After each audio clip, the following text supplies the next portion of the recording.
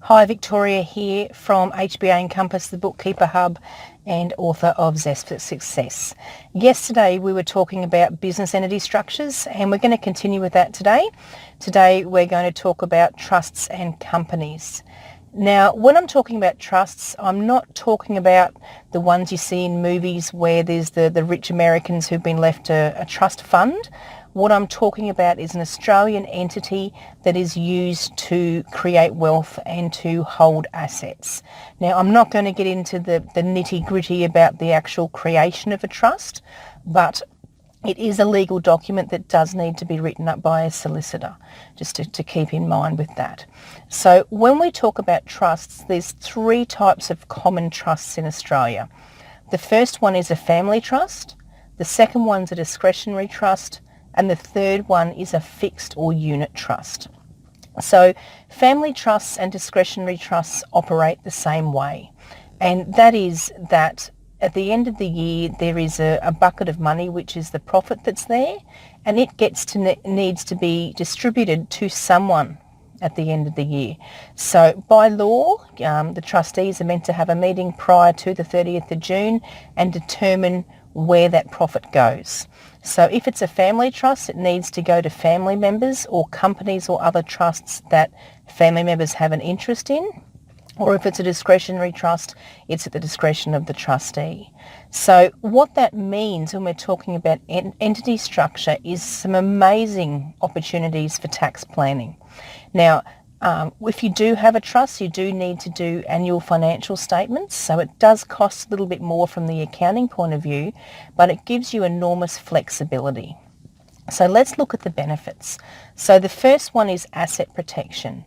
Any assets that are held in the trust, be it a business or any loans that are held in a trust, unless there's a trustees or directors guarantee, then those assets remain in the trust, and should something happen where someone wants to sue the business, then they can only sue the assets of the trust.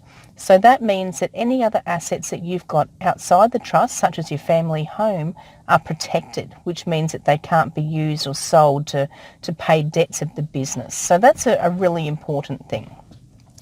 From an income tax perspective, trusts' profits need to be distributed to someone or a company.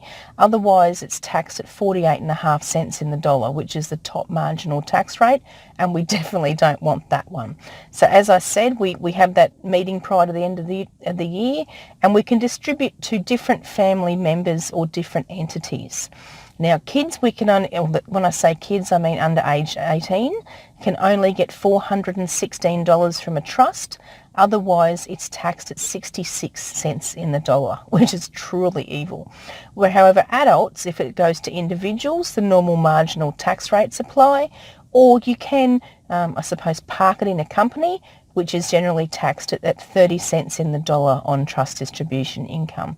So you can minimise the tax that's payable by using a trust.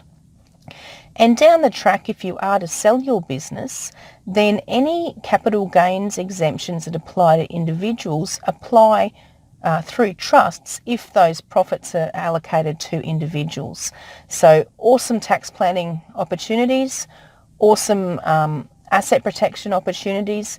The downside is there is a setup fee and there are ongoing fees for the accounting for the trust. But it's when I look at it, and I look at for most people, a trust is the best investment vehicle going forward.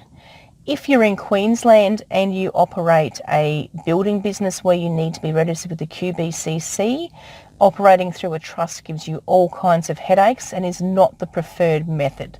So just keep that one up your sleeve. So they are fixed and discretionary trusts. Unit trusts are very similar, but what it means is that any profits that are there are automatically allocated in the percentage of the unit holdings. So if we have a 50-50 split between mum and dad, mum has to have 50% of the profits, dad has to have 50% of the profits. So a lot less flexibility than a discretionary trust, but what it means is if you have perhaps two different families where you want to invest in something and you want it to be similar to a partnership, but not have the downside of the equal and several liability or the asset protection issues, you can use a unit trust to operate that business. It still has the same capital gains tax exemptions that they flow through to the end user, whoever is the beneficiary of the trust, but it doesn't have the flexibility of a family or discretionary trust. So they're the common types of trusts that are in Australia. And tomorrow we'll have a chat about companies. I'll see you then.